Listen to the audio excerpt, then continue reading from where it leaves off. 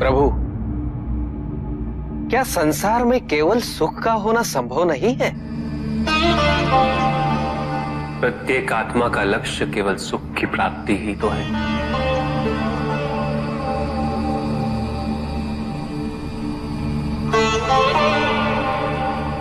परमानंद की प्राप्ति। किंतु हम सुख नहीं,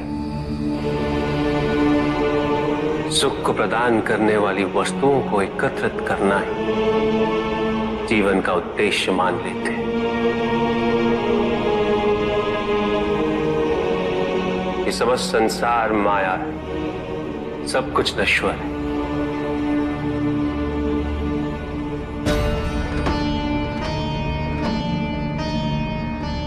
जिन वस्तुओं को हम सुख का स्रोत समझकर एकत्रित कर रहे हैं वो सदैव नहीं रहेंगे। जो व्यक्ति सत्य को जानते हुए भी लोभ का परित्याग नहीं करते,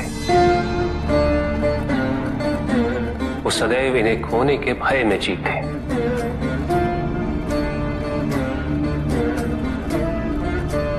और जो व्यक्ति सत्य को जानते ही नहीं, वो अहंकार में जीते।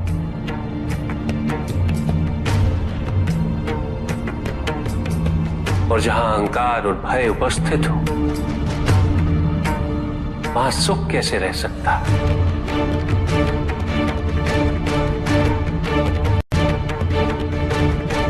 किसी को यह दुख है कि उसके पास कुछ भी नहीं, और जिसके पास सब कुछ, उसे ये दुख है कि पाने को कुछ शेष नहीं। सुख को हम स्वयं अपने दृष्टिकोण से परिभाषित कर देते हैं,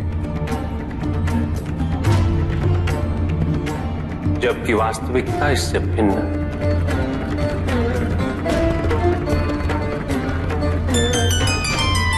इसलिए आवश्यकता है अनासक्त रहने की। किंतु प्रभु, क्या आसक्ति स्वाभाविक नहीं है? पर दुख का मूल कारण भी तो यही है ऋषि भृगु।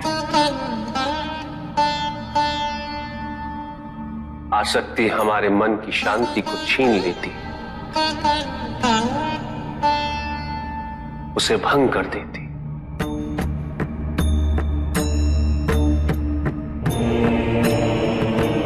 हमारी बुद्धि को स्थिर नहीं रहने देती,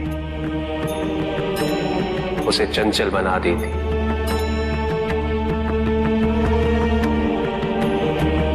आसक्ति से प्रमाद की उत्पत्ति होती। प्रमाद मद होता है, और मद अहंकार का स्रोत है। और अहंकार पूर्णतः अशुभता में परिवर्तित हो जाता है, अर्थात आसक्ति अशुभता की जननी। इसलिए अनावश्यक है। तो प्रभु, आसक्ति को अनासक्ति में कैसे परिवर्तित किया जा सकता है? और हम आसक्ति से कैसे उबर सकते हैं प्रभु? आसक्ति से मुक्त होना ही अनासक्ति है। आसक्तिहीन होने के लिए अपने और पराये का भेद मिटाना अनिवार्य है।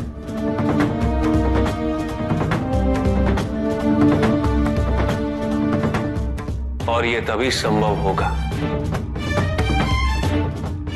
जब हम सुख की खोज बाहर नहीं, अपने भीतर करें। जब हम यथार्थ को पहचानें, उसे स्वीकार करें।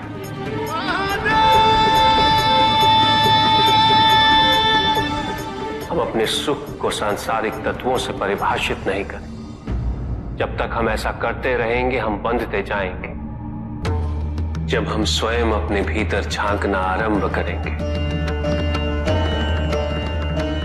हमारी मुक्ति का मार्ग स्वतः प्रशस्त होता जाएगा। महादेव, आपने हमें दुख का कारण तो बता दिया, किंतु हम भाई के बारे में भी जानना चाहते हैं।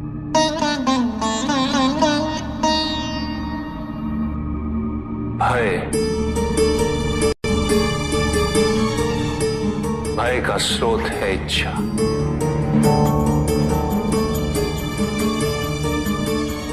पाने की इच्छा होगी तो उसे खोने का भय भी होगा।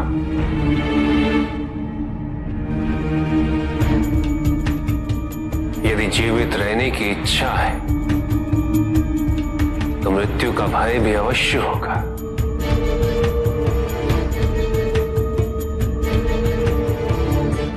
किंतु केवल मनुष्य ही नहीं, देवता, गंधर्व सभी इस भय से ग्रसित हैं।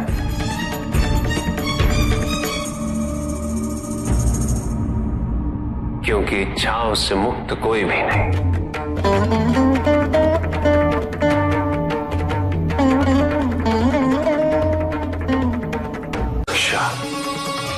ईर्ष्या, द्वेष और निंदा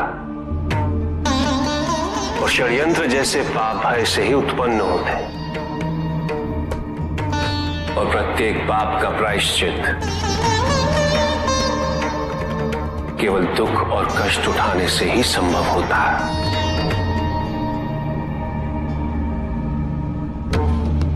इसलिए भय भी अंत में दुख का कारण बन जाता है।